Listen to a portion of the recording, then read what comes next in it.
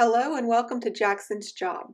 Today you will learn how to bake a spiced pumpkin cake with cream cheese frosting. This is an old-fashioned cake that is just sweet enough and smartly spiced so that you can enjoy that pumpkin in each bite. It's hearty and has a tender crumb. Then the cake is topped with a tangy cream cheese frosting to balance out those earthy flavors. Don't let the amount of ingredients scare you off. This is quite simple to make.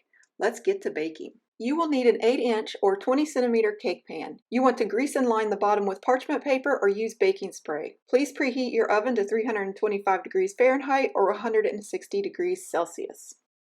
In a small bowl, we have 1 1/4 cups of flour, 187.5 grams. To that, we're going to add 1 1/2 teaspoons of baking powder, 6 grams, and 1/2 teaspoon of salt, 2.5 grams.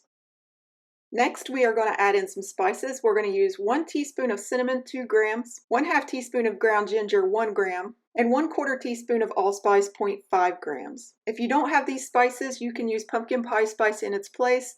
You'll want to use 1 1/2 teaspoons or 3 grams. Make sure to get all of it out of the bowl. Mix this until it's well combined and set it aside. Next, we have a 1/2 cup of softened butter, 113 grams. 1/2 cup of granulated sugar, 100 grams, and 1/4 cup of brown sugar, 56 grams. You want to mix this until it's nice and smooth and creamy like this, and then we're going to add in our vanilla.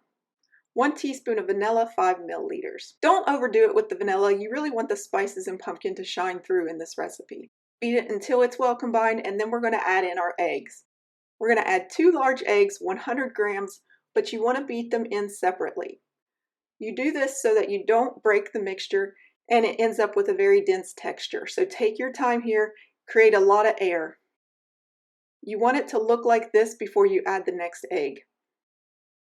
Once you have both eggs incorporated, we're going to add in that flour mixture from earlier, and you want to do this in stages. This helps keep the cake really light and moist. You want to add the flour in thirds. Then you want to add the pumpkin in a half at a time.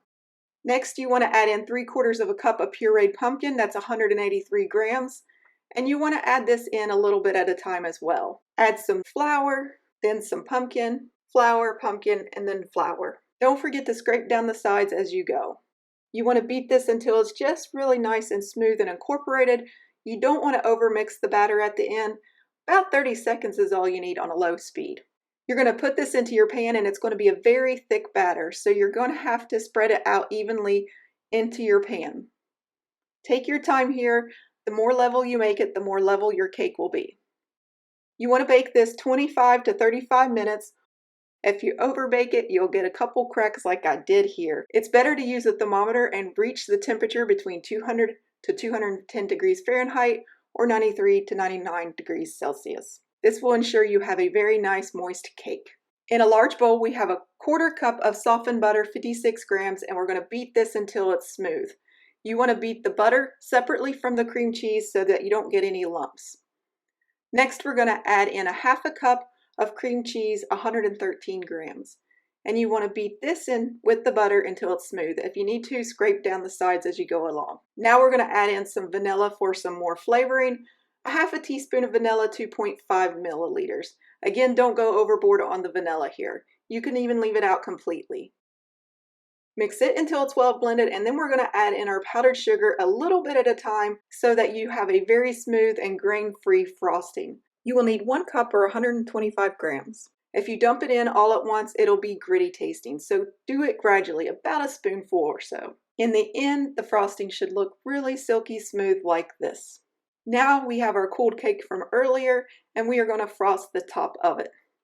You can do this in a variety of ways. You can use a piping bag, or you can just spread it on with the back of a spoon like I'm doing here. Make sure this cake is cold before you spread it on, or else the frosting will split and just melt all over the place, and it's not very pleasant. Since you are using a cream cheese frosting, this cake will have to stay chilled until you are ready to serve it, and any leftovers needs to be kept in the refrigerator. Once you have it nicely frosted, let's look inside and see what this cake looks like. This is a very soft and tender cake that is just decadent. If you love pumpkin, you're going to enjoy it. And Maggie sure did. I gotta not turn my back on that girl. I hope you enjoyed this recipe. Thank you for watching, and as always, happy baking.